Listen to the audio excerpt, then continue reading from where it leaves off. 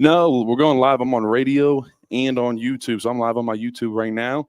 Welcome into the Behind the Wall pregame show. We are at Campus Stakes downtown State College on Pew Street. Man, it is Penn State, Ohio State. This is going to be a fun one, man. I think probably one of the biggest games for the Penn State Nittany Lions in past 20, 25 years. I don't know. I mean, it's a big-time game. So the streets are bumping. Let me tell you, it was Halloween yesterday. People passing out, all of the above here in State College, and so you could feel the energy in the air. Everybody is ready for this game. But I got someone here in Campus Stakes. He wants to pose a question. So here, I'll let you. You can throw the headset on for a second. Go as detailed as you like. Yeah. Okay. So I just want to ask you, what do you think about the improvement of the offensive line? Obviously, 2020, little rough. 2021, little rough. I thought last year overall it was a pretty good offensive line. I mean, we lost 3 guys this year, but they've still been getting more of a push, I think, this year, creating more holes on explosive runs. What do you think about the offensive line's improvement? You ever want to do anything in broadcasting, anything like that? Thought about it, but it might be fun. All right. This is a great question. You posed it very well, man. So, talking about the offensive line specifically especially coming into this game, I think in years past that has been a position group that when you're stacking up against Ohio State, it is like, oh no, this is not where I want to live. I don't know if you were wide, but Will Fries was at right tackle against Chase Young for many years, and those were not good years for the Nittany Lions. And Trace McSorley and Sean Clifford were under a lot of distress. But now it's it's not really the same. I mean, in 2022, we know what JTT did. But overall, you see just how the offensive line is just continuing to progress. And honestly, at the beginning of this year, we ran for over 200 yards in 5 or 6 straight games. Now, when Nick Singleton got injured and Anthony Donko got injured, you saw that kind of fall apart a little bit. But, I mean, even the ability, I would say Illinois is one of the defining games for me because we went in there and they were fantastic against quarterbacks. When we came, I think it was the 5th game of the season, they only let one quarterback throw over 150 yards, and it was Dylan Raiola. Their other 4 games, they didn't let anybody throw over for 150. So we said, all right, they're good at this. We're going to come in, we're going to run the ball. And we ran for 240 on them, and they couldn't stop us. And I felt like that was the first time, really, and since I remember, that Penn State was able to say, hey, we can't throw the ball. Let's rely on our run game and our offensive line and our tight ends to block and just grind out a win. And we did that. So I thought that was incredibly impressive just to show where we came from. I mean, think back to 2020, 2021, when I'll never forget Coach Trout called me after one game. I want to say it was against Maryland or something, and we had 7 sacks given up. And he was just like, dude, I'm going to get this right. I'm going to get this figured out. I want you, make sure you're still coming. We're going to get this figured out. And I trusted him. And sure enough, even when I got here, the offensive line room was not a great place. We still weren't very good at all. But over time, shout out to Juice Scruggs, Old Fashioned, Nick Dawkins. We had a really strong group in there. And then we just built, now it is a room which is filled with depth. And it's a prideful room too. And I'll be honest, that was the place where you went to point your finger after a loss. What happened? Oh, the offensive line for Penn State. So that's where we were at. So it feels really good to, I guess I've also been a part of kind of building something that the fans can rely on. And I feel like to a certain extent, obviously we have an injury with Anthony Donko right now, but last year and then even at the beginning of this year, it feels like the offensive line might be the most consistent group, probably outside of the tight ends. Let me preface that they're always really good, but a really consistent group that I just I'm very proud of them, and it's something that we can lean on. Now I will say regarding this weekend, the effects of Anthony Donko in the run game and the pass. I think sometimes Nolan Rucci can get caught leaning. He's not. Neither aspect is he as good as Anthony Donko. I think Nolan Rucci's better in run game than he is in pass pro. But at the same time, you got, I gave these stats on my pregame show, but when we ran behind weeks 1 through 4 behind the right tackle, which is a healthy Anthony Donko, we averaged somewhere around 8 to 9 yards per carry. Just movement. If you watch him, he is displacing dudes. Well, after he got injured at UCLA, Nolan Rucci came in, and then Anthony Donko came back at USC, and he played half hurt, kind of hurt. He was not full go. When running behind the right tackle in those 2 games, a hurt Anthony Donko and then a Nolan Rucci, we went down to about 2 yards per carry when we ran behind the right tackle. So, let me just tell you this. When I was playing, Coach Troutwine and Coach Franklin and even Yurcich, we had an emergency down. So when it was like 4th and 1, 4th and 2, 3rd and 1, we have to get this. And we'd run behind Olu. Like that was what we did. It was like, hey, we're going behind Olu. That is our emergency guy. That is what Anthony Donka became for this offensive line. It was like, hey, we're going to run behind the right tackle if we need to get some yards. And so we were doing that. And then unfortunately, Anthony gets hurt. He banged up his shoulder. Now it looks like he got his ankle rolled up on. They didn't release anything, but rewatching the tape, it looks he got rolled up on in a pass pro clip. And unfortunately, things happen. So he was limited in practice. That's hard. An ankle is really difficult for an offensive lineman because then you're not able to brace and really, anchor down. So we'll see what happens. I would imagine a mixture either of Anthony Donka or Nolan Rucci or just Nolan Rucci. I don't think there's a world where it's Anthony Donka the whole game because he's fighting through some injuries at the moment. But look, we're going to have to dominate up front in the run game, I think, too. That is definitely Drew. This cannot be a game where Drew, everything is on his shoulders. We did that against USC. It worked. But I tell people, Ohio State is pretty much USC, but on steroids. USC was a really talented team. They had a ton of speed, a lot of good skill players, but they didn't have the line and the defense at all that Ohio State has. Now, there's definitely some opportunities. Send a steak with onions, Cooper Sharp out to Cali. Campus steaks. Hey, maybe we'll be coming to Cali. Say, hey, you can bring one back. One of the owners, listen, at Campus Steaks, my man is from California. We're national over here. We're Campus Steaks in Cali. Someone asked, should we blitz more this game? Ohio State has offensive line issues, and we can't give their quarterback wide receivers too much time. I see that as the key to this game, honestly. When I say where do we win this game at, I think it's up front on both sides, but more specifically, it is the Penn State defensive line because Ohio State's X factor is their wide receivers. Also, they're going to throw in the flats to Judkins because he is very good with the ball in his hands. So, honestly, if we can't get pressure, I don't think we win. That's where I'm at. If we are not able to apply pressure on a bad offensive line, and we were just talking about this, the aggressiveness of our defense this year compared to Manny Diaz and past defenses is not at all the same. We kind of sit back and let the offense dictate what our defense is going to do instead of going on the offensive as a defensive coordinator. So, I don't think, and I was talking to someone the other day about this, I don't think there's a more aggressive defensive coordinator than Manny Diaz. So it's hard to even stack up. And I've said this, I think he is the greatest coach that is out there. You can't replace that with Tom Allen, but let Tom Allen find his groove. I also don't think the defense just is as good player-wise, honestly, from what Manny Diaz had. My biggest one, like I said this to you earlier, I think people are not thinking about Curtis Jacobs enough and what he meant to this team from being a playmaker, just the tackles he would make. And that's not a slight at all. Like Tony Rojas is going to be a fantastic player here, and he really already is. And he started to come on the past 2 games, but started out a little bit slow at the beginning of the year. And really the linebacking core as a whole. And I think they're really starting to step up now, which is it's a good time to do it. And, hey, we are undefeated. So at the end of the day, you can say this, that we've been through. And that's the thing. We are battle tested. We have been through everything. West Virginia in the locker room for 2.5 hours at halftime, Bowling Green down 10, USC.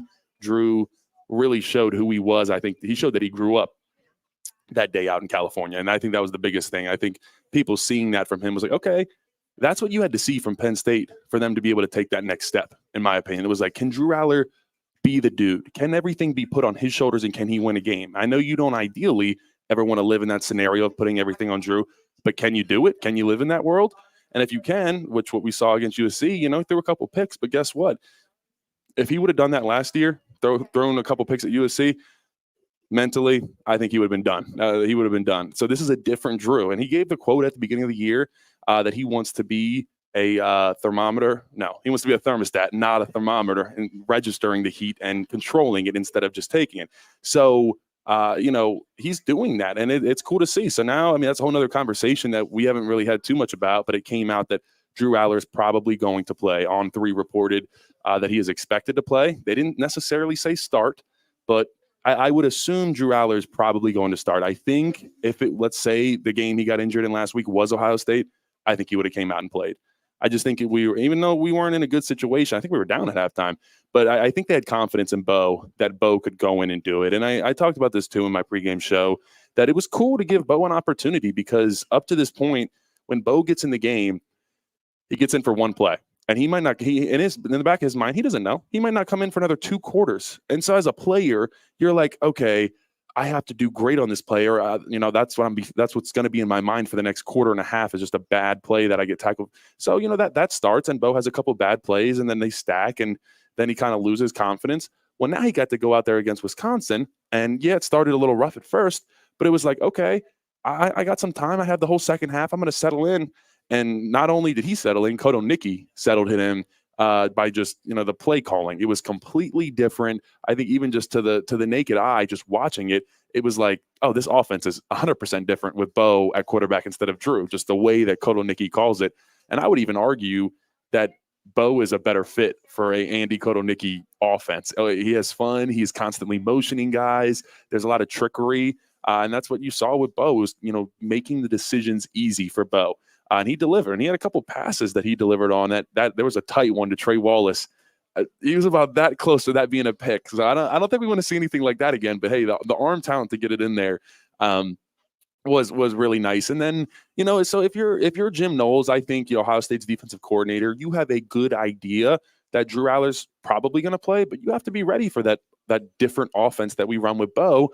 And then on top of that, guess what? You also have to get ready for Tyler Warren at quarterback. So, who knows how many snaps he's going to get there. So there's just a lot you have to prepare for. And as a defensive coordinator going against Penn State, and I think that's what's so difficult. And Coach Franklin mentioned that earlier this year. He said, look, we're showing all this stuff, putting all this different stuff on tape. Every single thing we put on tape throughout the year, the team we're playing that week, their defense has to be ready for everything that's been put on tape. So you're making them spend more and more time. And, they might have to be out there and, prepare for this much. If you're listening to me, I'm holding my hands wide. And then, then they really only actually see this much, a lot less. So, that's the cool part about it. They probably, 50% of the stuff they prepare for, they might not even use. So you're, messing with their head a little bit, so to speak. But let's get into a couple more questions. I am live on YouTube as well. If you're listening, you can check me out at Behind the Wall with Landon Tangwall. Jay asked, are you worried about Bo and the mesh point if he's the starter? Fumbled on bobbled too. Yeah, I mean, and that's something obviously you're working on all week. If you're Franklin, if you're Koto Nicki, I'm sure Bo, and trust me, Franklin's the type of guy, if you mess up snaps, especially like in practice, but in a game even more so, he will make you take like 100 snaps. So for example, the mesh point where Bo was fumbling, whether to pull it or give it to the running back, I guarantee you Bo has done triple the amount of reps with that than he normally would on just a normal week. So trust me, I'm sure Franklin is all over that. But yeah, those little mistakes you can't have against Ohio State. The 12 men on the field was ridiculous against Wisconsin because you've had 2 bye weeks. You're in week 8 of the season. It's 3rd down, and you stop them, get them off the field, and then they say, oh, wait, you got 12 men on the field. And it wasn't even just that there was 12 men on, like there was a guy running off, trying to get off. We were all out there with 12 guys. They thought they were correct. So you can't have those type of errors that deep into the season. Now, a couple of things, false starts. There's a couple of fumbles. And so you gotta minimize those as much as possible. That is, you've been okay. You've got away with missed kicks and these penalties in these other games. Not against Ohio State. That is where you need every point that you can get on the board, as you cannot afford those dumb mistakes, dumb penalties. So yeah, guys got to be like, I know Coach Franklin is having them prepared, and I've talked about that 1-0 mentality. It gets a little annoying, I'm sure, to some fans, but it definitely resonates after a while. Patty Waddy said, would you expect to see more regardless if Drew is near 100% or not, just because he has play at Wisconsin? Well, look, I mean, I think everybody knows Drew is the starter of this team, and honestly, just talking to people, watching Drew's tape and what he's done this year, Drew could easily go in the top 10 of the NFL draft. And that's on top of that also, it's not just like Drew at all, but it's a pretty weak quarterback class. So it is pretty wide open for him to take it. Now that completely, the whole second back half of the season dictates if he can actually do that. But up to this point, what he's shown, I think he can. But I think Bo might be a little bit more involved than usual because, as I mentioned, I think it's hard for him to at all get in a groove. But then there's also the aspect of it. Are you getting Drew out of a groove when you bring Bo in? So it's, I mean, I don't know. It's kind of a double-edged sword for Andy Koto Nicki of what do I do there? I don't think you want to get in a world either where you're like switching off drives or anything like that. So I'm going to be honest. I wouldn't want to be Koto Nicki right now. I'm sure he's figuring something out, scheming something up. We know that he is, but man, sure he's putting Vangawane in motion somewhere this weekend. So that's my favorite play as an offensive lineman. Funny enough, shout out Campus Stakes. I will tell you, I was in Campus Stakes mid-August. No, in July, and Vanga had told me that they put that play in because they ran it at Kansas, and he came up to me and we were in here and he's like, we put it in. I was like, what'd you put in? He's like, we put in the motion snap with me. And I was like, let's go. Because Kotonicki ran it at Kansas. Everybody was posting it in the offseason. They're like, hey, and the idea was Vanga from the beginning because he's a 350-pound man. And it was, it has worked out well. He obviously had that huge block in UCLA, but he actually came back next week and they did it with him. He pancaked someone. They didn't really show it on the screen, but he is taking dudes out. And trust me, like, that looks cool, but that also makes those defensive linemen move just a little bit slower. You're like, okay, I don't want that to happen again. Another 350-pound man running full speed at me. But that is Andy Kotonicki continuing to find ways to be creative and get his guys in space. Tony Roberts says, not saying it's going to happen. Let's just say we beat Ohio State by 2 or 3 touchdowns. Do they jump us to #1 in the country? If we beat Ohio State by 2 or 3 touchdowns, yeah, I think we're the #1 team in the country for sure. No, and I talked about this. There's this game, it's amazing how much it really matters to James Franklin, really what his story and how his story is kind of told from here on out. It matters to Drew Allar. It matters a lot to just the program in general. I think to the fans, this is the biggest game in 20, 25 years, probably since 2005. But at the same time, in the grand scheme of the goal of the season of going to the college football playoffs and winning a national championship, it almost means nothing. And I know that sounds crazy, but if you look at it, let's say we win and then we go on to beat Oregon. We're in the Big Ten championship. Boom, #1 team. Let's say we win against Ohio State, lose against Oregon. We're number 5 or number 6. We have a home playoff game. We lose against Ohio State this weekend, and then we win out. We don't play in the Big Ten championship, but then we're 11-1, and you're probably still a 7 or 8 seed. You might be the first away team, but I think you're still a home game. So no matter what, at the end of the day, it's like this is the first time we have played Ohio State where it's not like an elimination game, where it's not like, oh my God, we have to win. There is way more pressure on Ohio State. Ohio State has 2 losses. And, at the end of the day, I know they're much better, and Michigan is pretty awful this year. They can't even really throw a forward pass. But you still have that Michigan at the end of the season, and it's similar to like a Ravens-Steelers matchup. Ohio State and Michigan, it don't really matter who's down, whatever. That when they get together, it is all out war. So, Ohio State would be in a bad place. So when people ask, hey, who is there more pressure on?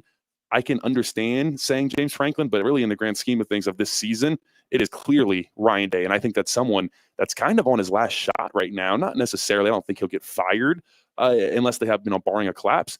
But Ryan Day has struggled the past couple of years, really finishing off the season. And finally, Ohio State, the faithful, they got behind him. They gave him whatever. I think they said $30-something million to build his team and the coaches. And so that's saying, hey, we're going to give you one more try. We're still behind you, but you better produce. And if you have 2 losses and lose your first playoff game, I would find it hard to believe that Ryan Day would still be out there in Columbus. David Bortner asked, if you were Franklin, would you start Allar or Bo? Man, if Allar is 90% or better, you start him, no question. And that is because I want him to be at least 90% or better, just because he needs to still be him. And what I mean by that is Drew, he didn't really do this last year, but Drew is now incredibly efficient at creating time in the pocket with legs. I don't think he did play last year, where he actually tucked all the way, escaped from the defense, keeping his eyes downfield, Julian Fleming for the first down. So if he can do that, if he can continue to, West Virginia, he picked up 3 or 4 first downs on 3rd down with his legs. So it's something he's done really, really well this year. I just need him to be that guy. If he can't be that guy, then go to Bo. But I don't think the people that are saying they want Bo outright, I don't know if I necessarily agree with that, because yes, that looked really good against Wisconsin for, a quarter and a half. And I'll give it to, he played it incredibly well. The reads were there. But guess what? When you play Ohio State, those reads are not there nearly as much. Those windows are much smaller. It's not a Wisconsin defense. They have elite guys. I think they'll have a little bit more of a scheme to take Tyler Warren away, just because they have better athletes. They have linebackers that are long and fast. A team like Wisconsin might just have a bigger linebacker, but he's not necessarily as fast. Ohio State recruits really well, so they have guys that kind of combat everything. So Yeah, it should definitely be interesting to keep an eye on. But I would say go with Allar. I do think we will see more. But is the 12 men on the field a coach or a player mistake? Very rarely is it a coaching problem. It's kind of someone snuck out there almost, and then so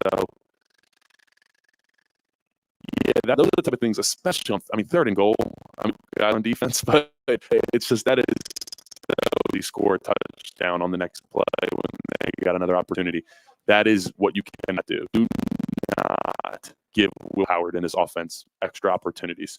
And I think, everybody can just say this, but the turnover battle, it really is true. And I'll tell you guys, in the team meetings on Monday, every single time, the first thing Franklin shows, did we win the turnover battle and did we win the explosive play battle?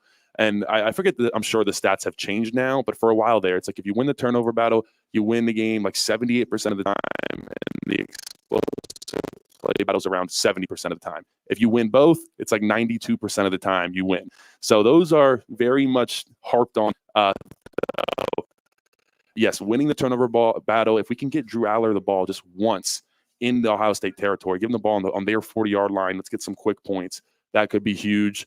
Obviously missing KJ Winston a ton in this game. So it's time Jalen Reed's going to have to step up, but especially Day-Day Lane, who's a young freshman who probably didn't think he was going to have to play a lot this year, but welcome to college football, Day-Day Lane. You will have to get freshman Jeremiah Smith with Ohio State, who probably might already be one of the best wide receivers in college football. And then you got some veterans in Emeka Buka, a couple other guys coming on for Ohio State at wide receiver. So, it's going to be a task for this defense. All right, let's read some more questions. Landon, I get that he's very inconsistent and drops his head a lot, but can you talk some about what Rucci does well? Yeah, Rucci's a massive body. He's 6'7", 6'8".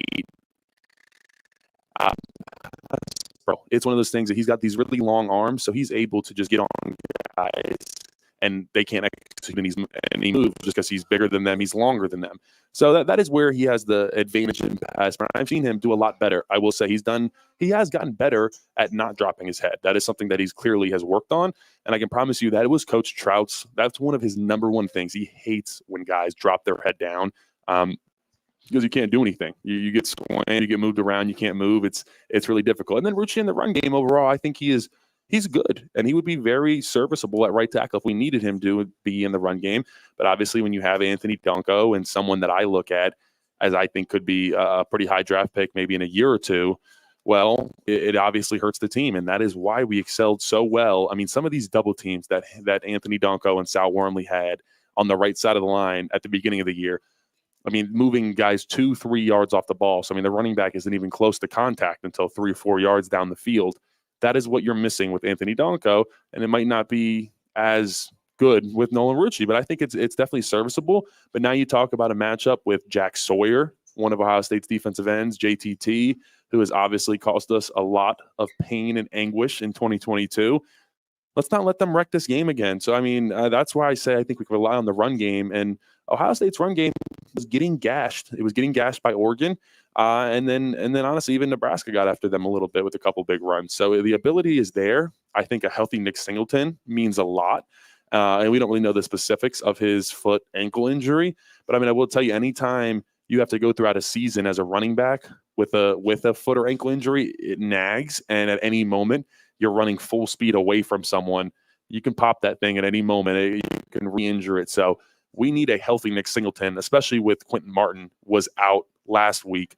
So we don't know the severity of that injury at all. So something to keep an eye on. It can't just be Katron Allen, because we saw the product of that. And as much as, we love Fat Man and he does a great job, and especially closing games out. You saw last week against Wisconsin, really finished them off with that touchdown run.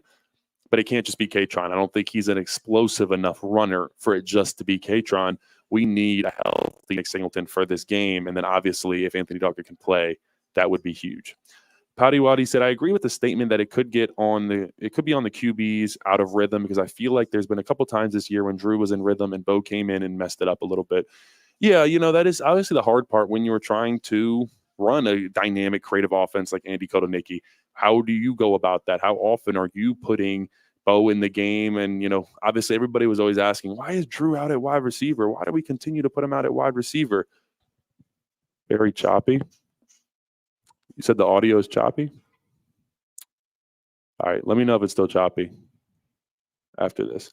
But yeah, I mean, at the end of the day, I don't know. Like I said, that is probably one of the toughest things that I have seen Andy Kotelnicki, or really any Penn State offensive coordinator, have to deal with, is figuring out a way to get Bo involved, but without really messing up Drew's rhythm and getting into it.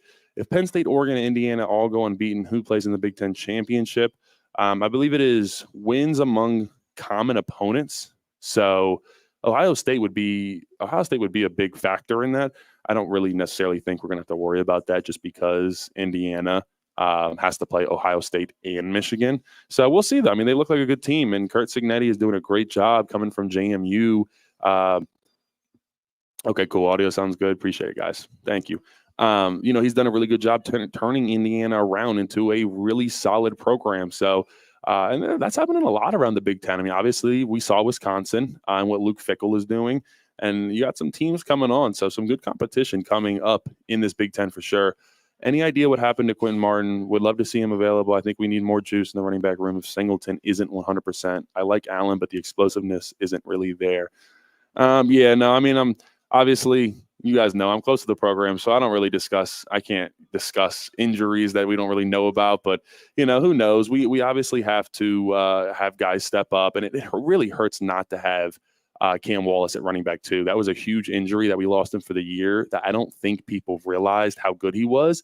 And I think he could have had a huge impact when Nick was injured over UCLA, and then still, it didn't seem like Nick Singleton was still himself at USC either.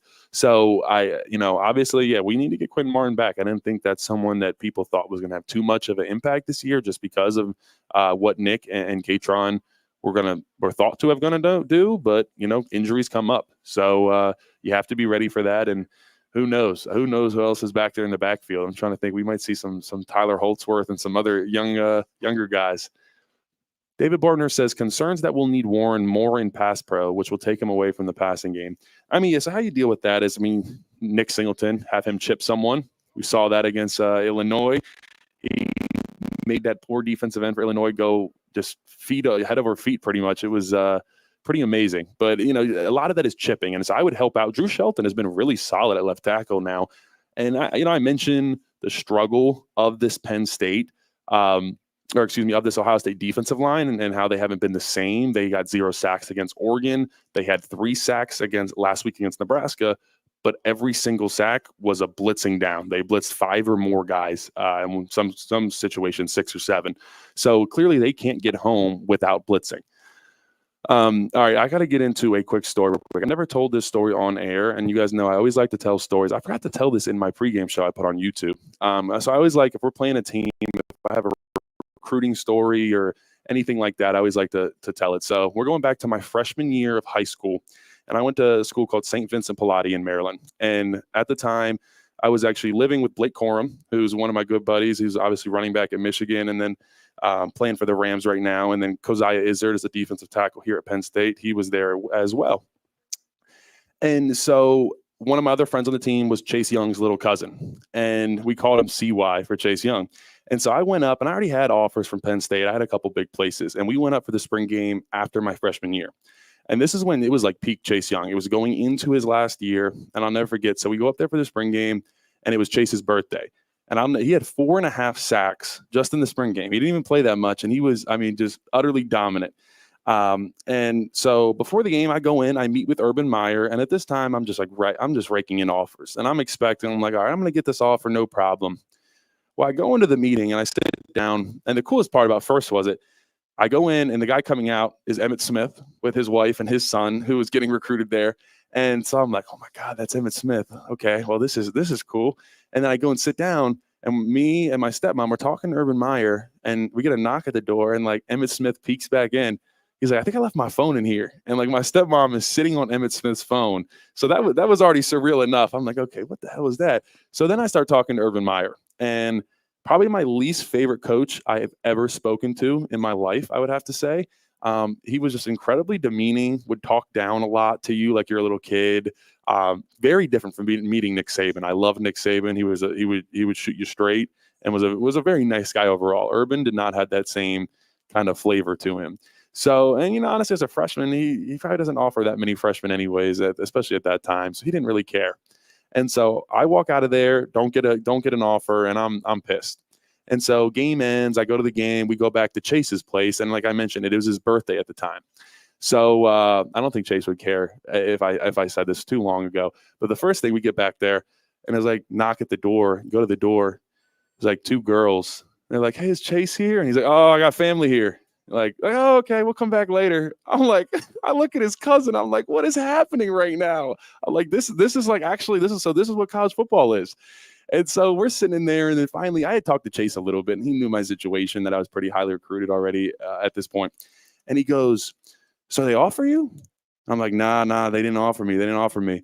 He's like, "What?" So he pulls out his phone, and my recruiting area coach was Larry Johnson. Yes, the father of the legendary Larry Johnson, and then obviously coached here too. He coached here at Penn State for a long time.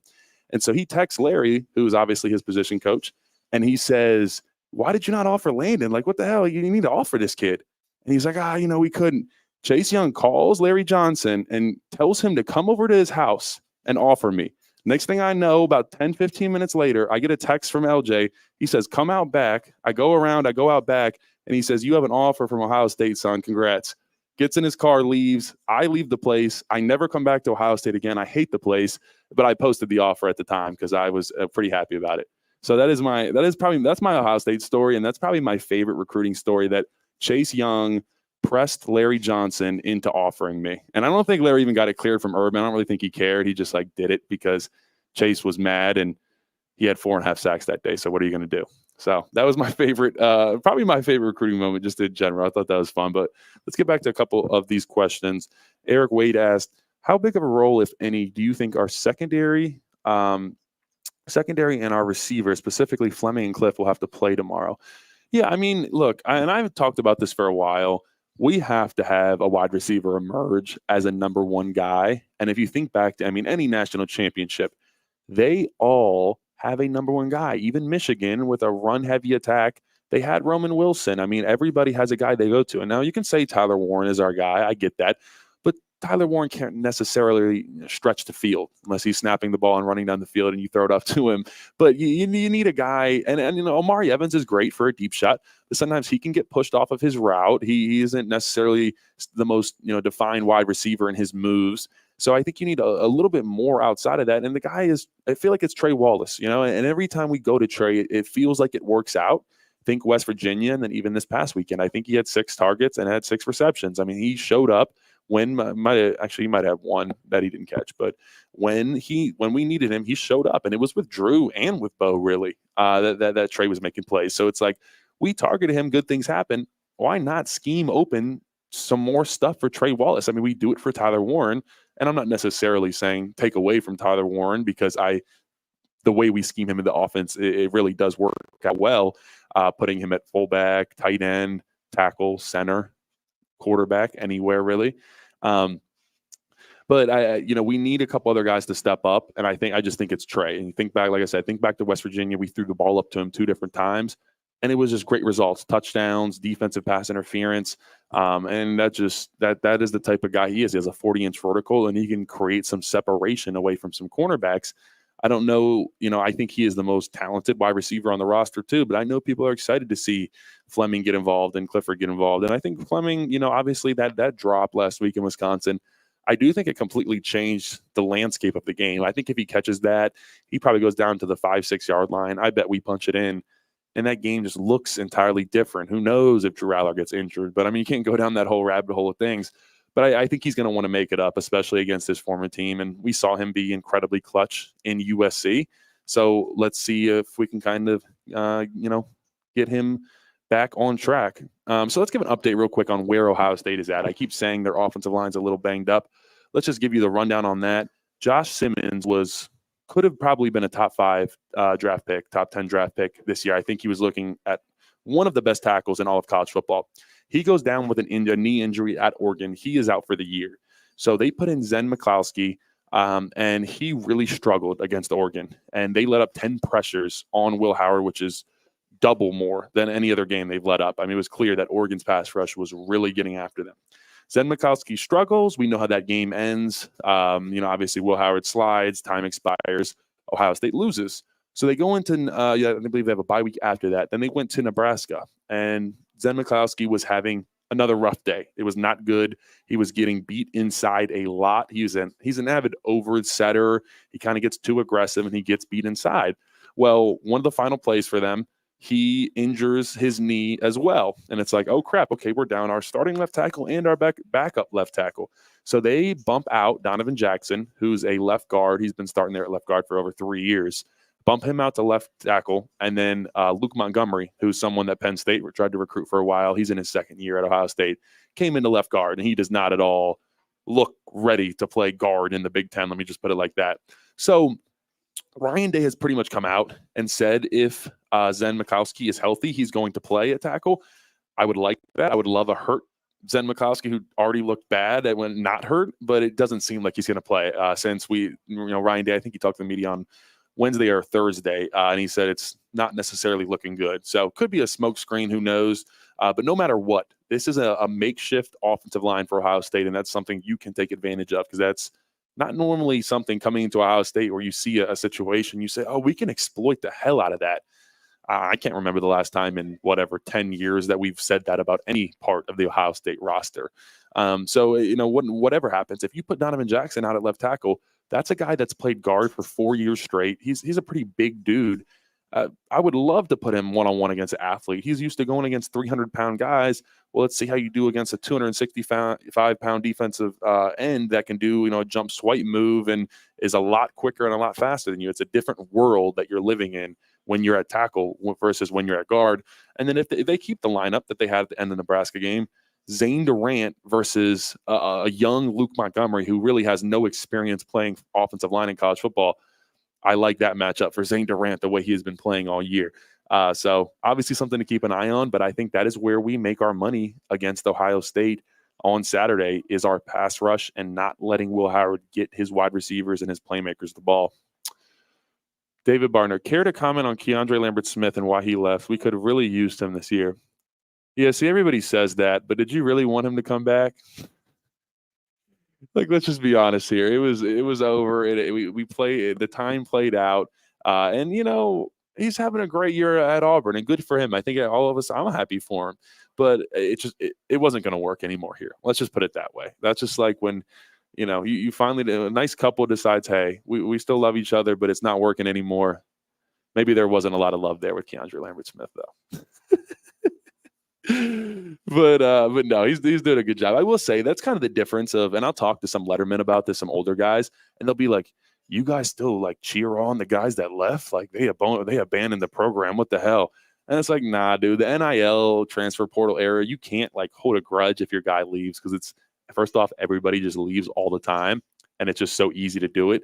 You'd pretty much hate everybody at that point. So it's hard to do, because back then it was so rare to see someone leave. It was so hard. You basically had to sit out an entire year, maybe two in some instances. So definitely something that is changed over time. But I think they definitely, the conversation of the day, and it hasn't been talked about as much, which I find interesting, that our starting quarterback, our star starting quarterback, is kind of questionable coming into this game. And like, obviously that's a big topic, but not as big of a topic as you would think, just because of the confidence in Bo Pribula. So, I mean, it shows, but also, I mean, our fans, it can get pretty wishy-washy. I think if Bo started and came out and it was a 3-and-out going and we go 2 yards backwards, they're going to call for Drew the next moment. It's not like the fans are going to sit there and say, oh, okay, let's give Bo a minute. No, everybody knows our fans. We know what's happening there if that happens. So, obviously, because the way Bo ended the game, everybody wants to see him. I just don't know if the matchup is as, you can't take advantage of Ohio State the way you can take advantage of a Wisconsin defense. That is just where it is a little bit different. My man Jay back in the comments saying, can you talk about Javen Williams' progression? Would have expected him at offensive tackle over Nolan Rucci based on the hype and Rucci's struggles, but I'm not around to see the practices. Wow, we're getting into like deep offensive line play right now. I didn't expect this pre Penn State, Ohio State. But no, I mean, Javen Williams, obviously, offensive line play is one of the hardest things to adapt to coming from high school to college. Because you got to think, especially Javen Williams, he played in like a like a wing tee, just put your hand in the ground and you're running the ball the entire time. And now you ask him to come pass block against JTT and Jack Sawyer, and in practice deny Dennis Sutton, Abdul Carter. Well, that's not very easy to do. So, the adjustment period for offensive linemen can be a while. And then on top of that, you're going against 15, 16-year-olds and you're pancaking them. And it doesn't matter what type of technique you have because you're bigger and you're faster and you're stronger. Well, now, okay, let's see how you do against Zane Durant. Let's see how that feels. So there's a big difference in just the strength and the grown man strength that you face once you get to college football. But obviously, I think it's someone that could play, but we're really deep at offensive line right now. And we need to be in. Just because you're deep doesn't, obviously Nolan Rucci isn't as good as Anthony Donka, and there's a reason that Anthony Donko is starting. But this is a game where you need all hands on deck. But all right, let's talk for a second about Ohio State and kind of their defensive plan. And, I mentioned earlier Jim Knowles coming into this game. You can't, you have to prepare for everything, but you can't have two entirely different plans for Drew or for Bo. You can't say, hey, if Bo's playing here, we're going to go this defense. If Drew's in, we're going to play this defense. That's just too much to come into a game with. So I would come in with a similar game plan. And what I would do if I'm Jim Knowles, I stack the box. I force Penn State to have to throw the ball because, number one, and I would also blitz a little bit too. Put Drew under pressure. He can't move that well. Blitz guys on offensive line that's a little leaky right now. And they don't let them, like I said, don't let them get the running game going and force Penn State's wide receivers to win one-on-one. That's what I would do if I'm Ohio State. And then if Bo's playing, it's a pretty similar thing. Even more so, you want to stack the box because of the run game and because of the intermediate passing that Bo does. And then also, same thing. You want to make Bo beat you with his arm. He hasn't really proven that he can necessarily do that yet. So I think coming in this game, no matter what, Jim Knowles' game plan should be kind of similar, is take away the run and blitz a little bit. And that is what we saw against Wisconsin last week. And I mentioned the 3 sacks they got were all blitzes, but they're hard blitzes. They're exotic blitzes that they're scheming up with 5-6 guys. And there's a lot of loopers, penetrators moving around. And it's, for an offensive line, Nolan Rucci and Sal Wormley haven't taken that many reps together. And that trust me, that matters because you are 5 guys that have to move as one. That's the only position in sports that it's like that. And if 4 guys do their job and 1 guy messes up, well, guess what? That's a TFL. It doesn't really matter the other 4 guys did their job. So that's why it's so difficult. And that's why you only break off so many good long runs. That's also why the 1994 offensive line was breaking off long runs 24/7 because they all went to I think all 5 went to the league. So, that is what you're hoping for, but I don't know. Hopefully we have Anthony Donka, but also an injured Anthony Donka is not the same as a healthy Anthony Donko. Jack Straw said, do the players notice things like everyone just penciling an Ohio State-Oregon rematch? I mean, yeah, you see stuff on social media when you're a player. Like the whole thought process of like people saying, hey, they're not going to see it. Like I'll say whatever I want. They're not on social media. Dude, think about Gen Z and how chronically online we are. I promise that does not just stop because you play football. Like everybody's online, constantly scrolling. And that's even more so now. Like you would be honest, I would absolutely look up my name on Twitter, like after games, midweek, whatever. I guarantee you I'm not the only one. So trust me, that's why you be careful with what you say. I'm not saying don't criticize because Lord knows I do, but there's no need to tell people specific things to go do to themselves. I'm talking I actually have a good story on that one of Iowa 2021. I know it's a tough topic, but after we lost and Taekwon was the last guy to come on the bus, Taekwon Roberson. And that was also the loudest thing I've ever heard in my life. I love Beaver Stadium. The whiteout are crazy. 2019 Michigan whiteout's one of the main reasons I definitely solidified me wanting to come here. I mean, I was already sold, but that was just so cool to see. But man, that Iowa in 2020, when we had 2 false starts, and I think Taekwon might even fumbled the snap a little bit. Like I have never heard anything. And I was a freshman. I was just there because I was traveling and they wanted me to travel. I knew I wasn't going to go in. And I'll just never forget, like after that 3rd, whatever, false start, just looking up and I'm like, oh my God, I think my eardrums are going to burst right now. And so that was like the craziest time ever. And then I remember, so after we get on the bus and they rushed the field, they were 3, we were 4. So they were technically favored. And they rushed the field. And I remember a girl running at me saying FU 58 with a double middle finger up. And then I was just running strong off the field. And this one person kind of ran into me. And I mean, like, I'm like 6'6", 330 pounds. And they flew. Like, they hit my shoulder pad. They were probably drunk. It didn't even matter to them. But I'll never forget kind of body checking someone on the way out of Iowa rushing the field in 2021. But I get on the bus, and I'll never forget. And you always try to get your own seat on the bus if you're an offensive lineman. That's kind of how it works out, to the point where a couple linemen won't have anybody sitting next to them, but everybody else has to have someone sitting next to them. And so I'm thinking, all right, cool. Now everybody's on. I just get to sit on my phone. I got no one next to me. Well, then one person gets on the bus, one last person, is Taquan Roberson. And he looks over, is kind of just, moping over, looks at me, and he goes, "Can I sit here?" And I said, "Yeah, sure." And I'm just like, a young freshman, I'm thinking, man, I would never want to be this guy right now. That poor soul.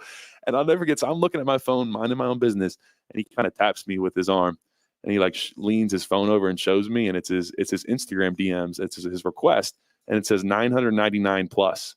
And he said, yeah, these were empty before the game. And he clicked on it, and the first one, I can't even say what it said on air, but it told him to go do something to himself. So just put in, like, that is the type of thing that the guys get. And saying all to say, yes, they do see it, and they see that type of stuff online. So try to be mindful, but hey, the internet is full of trolls now, so you kind of know what to expect.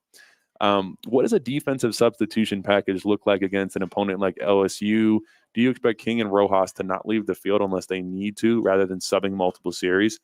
Yeah, I mean, look, like I said with Ohio State, they're USC on steroids. And so what you can't do is there's a lot of times, and we probably rotate more than any team I have seen in a long time. I mean, there's drives out there where the backup linebackers are out there for a significant amount of time. And it's like, okay, that's cool and all. We got to get depth. And I know Franklin loves getting, building depth and letting younger guys play. This is not a game where you do that. This is a game where you make Tony Rojas, you make Abdul Carter, you make, if Deny plays, whatever, make them play as many snaps as they humanly can and tell them to sleep later, because you have to win this game if you're James Franklin. And, I'm just starting to switch my position, even just sitting here talking. Like I said, it really doesn't matter in the grand scheme of the seasons, but it actually does. It matters for everything for James Franklin. What his future here is at Penn State is winning this game against Ohio State tomorrow, because it's his best opportunity. And man, it would feel real sweet doing that at Beaver Stadium. If someone asked me, we're definitely rushing the field if we win tomorrow, right? Because it's 3 versus 4. Yeah. Yeah, we're rushing the field. I think we have to. There's no way we don't rush the field. Yeah, well, I'm trying to think. I mean, the last time Penn State rushed the field was 2016 against Ohio State. We haven't had it's because we're good, so that's a good thing. You're not rushing the field often, but man, we haven't rushed the field in 8 years, so it's due time. That would be really, really fun. Never gotten to experience anything like that. So I was 1 year too late for the 2016 game, but that was something. Nope, we are ranked higher. So you're telling me that you're not going to rush the field if we win tomorrow because we're ranked higher. Rules forbid it.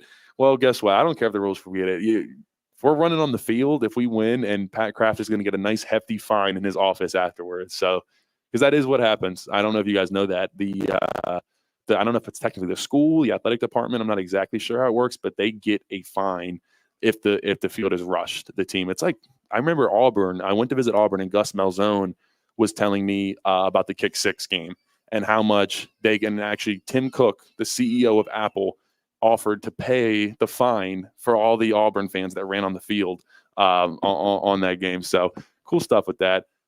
It's not just football recruits. It's nearly all big sporting recruit weekends. It's a must win. Yeah, I agree. We got some guys coming to town. I just saw we have Matt Zollers, top quarterback in PA, coming into town. And I put out on Twitter something about that because he is currently still committed to Missouri. And I said, just because he is coming to the game does not mean he is going to flip from Missouri to Penn State. Because back in my day, I lived 45 minutes from the University of Maryland.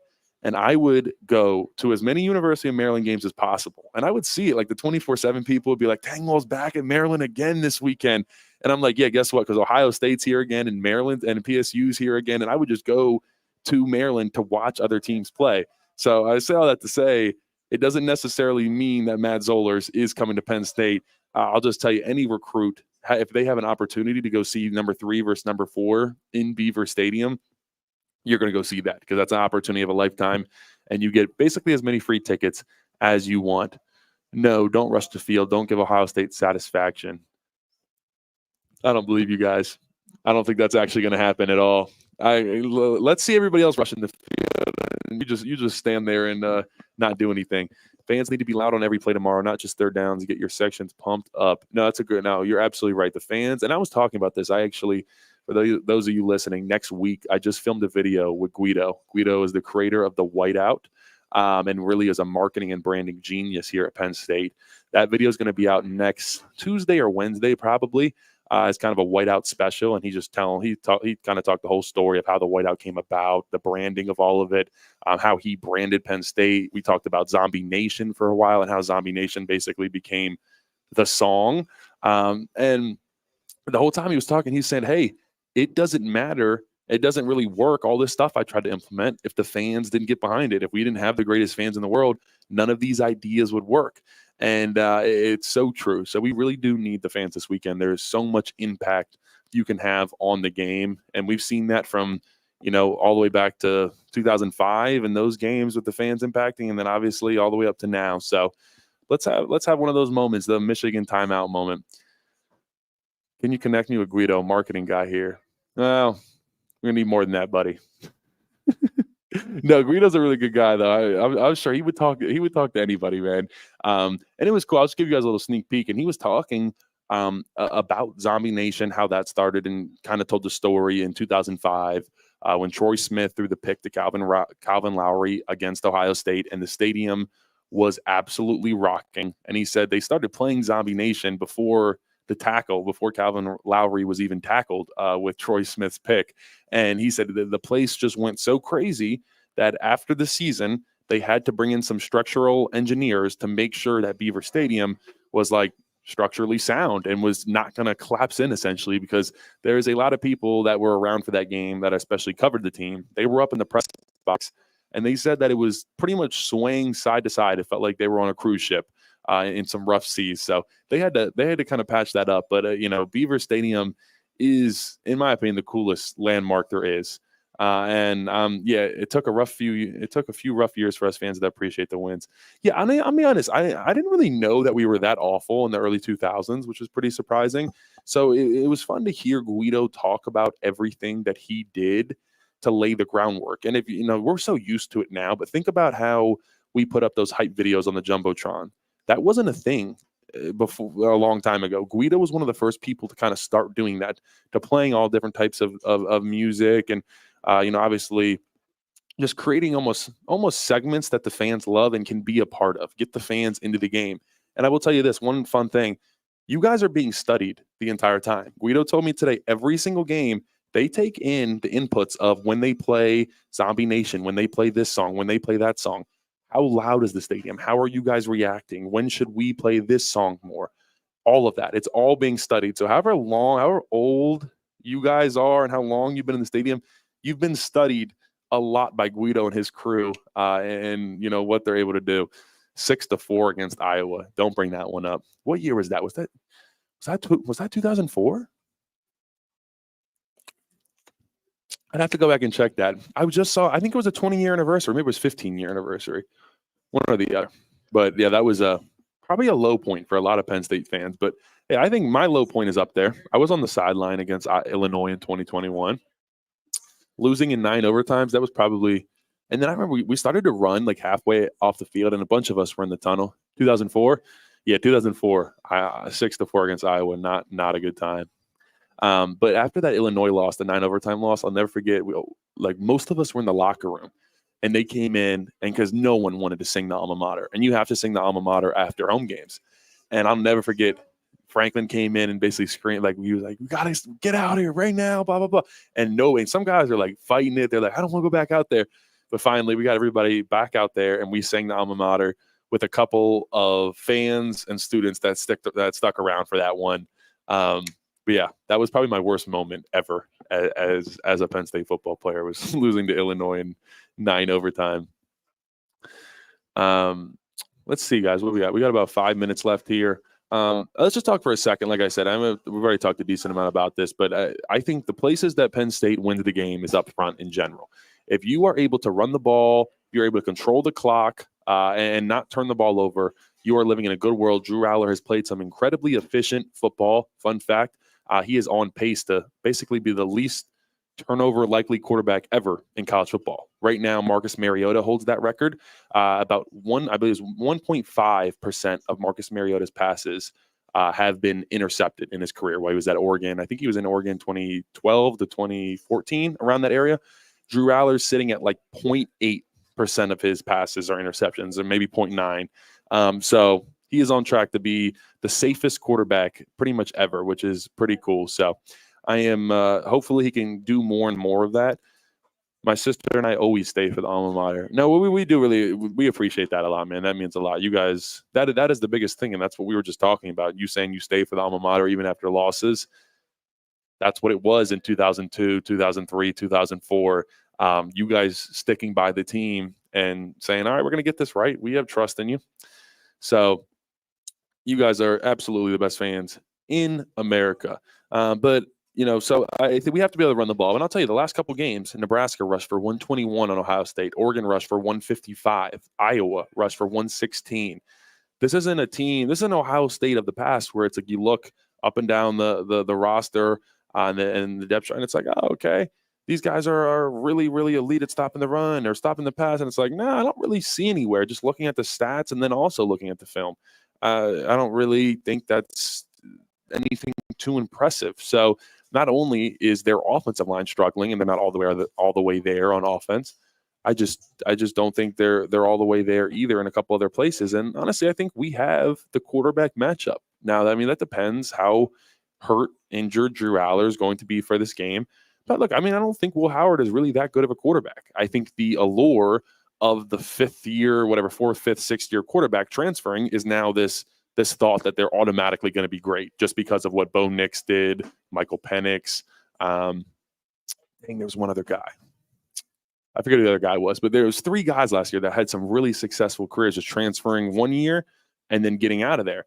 And so it's like, okay, well, Howard's going to do the same thing. He's surrounded in Ohio State, whatever, $30 million roster, and he hasn't really looked that good. He threw a couple really questionable interceptions up to this point. I'm like, okay, I don't think this is someone that's going to break open the game, but he will game manage his way into a win. So don't let him do that. Make him uncomfortable. And I think that's where Tom Allen comes into play in this game. Can you come in and can you be aggressive, Tom Allen? Because we haven't seen that yet, especially in the first half. Tom Allen has not been aggressive. He really hasn't blitzed that much. Let's get after Will Howard. And I know you're probably a little nervous leaving your cornerbacks one-on-one with Emeka Egbuka and Jeremiah Smith. I damn sure would be too. That's not a world I want to live in. But guess what? You're going to have to put some pressure on Will Howard, because if you let him, and he has at all a little bit of time back there, I don't know. Like I said, I think that is where we lose this game. My score prediction, I will turn Will Howard into a sock puppet. I love the energy from the fans. I want to ask real quick, comment in the comment section, if you guys were here in State College, come on out. I just got past the notepad. I feel like I'm like live. Well, I guess I am live on air, but I feel like I'm on news. Who do you think will break out tomorrow? Ooh, okay. I wouldn't say Ohio State, Penn State is necessarily a game where a player just breaks out. But if I had to pick one player, I mean, I think it'd be Trey Wallace. I think it should be Trey Wallace. I think that is where, if he has a big game, we're living in a good place. I think Tyler Warren would be kind of a lazy answer to give. And I think we'll find a way to still get Tyler involved. But can we get the ball to the wide receivers, allow them to make plays for Drew? And I think just the tool set, the tool belt that Trey Wallace has, he's the most likely to be able to do that against Ohio State DBs that are good. But once again, I don't think they're as good as they have been in years past. So for me, the X factor is the Penn State wide receivers. And if they can help Drew Allar, Bo Pribula, whoever it is throwing the ball, can they get him open? And then obviously it's also on Andy Kotelnicki. Can he scheme them open?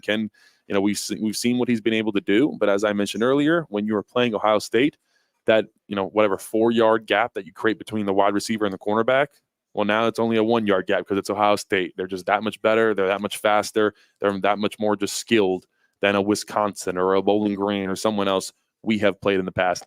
All right, guys. Well, we are coming up on the end of this show. I appreciate you guys tuning in. We are here at Campus Stakes every home game Fridays, 3 to 4 p.m. We have a cup signing on Sunday morning, 10 to 11 a.m. here at Campus Stakes. We will have Zane Durant. His signature cup came out. And then we will also have Ryan Barker. walk-on kicker, will be here signing his cup. So come on out Sunday morning, hang out with us. We'll have a good time here in Campus Stakes.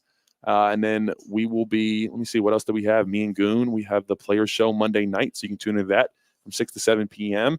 But yeah, I appreciate you guys tuning in. It's going to be a good one tomorrow. Let's go 1-0 and get this win. I appreciate you guys tuning in. Peace.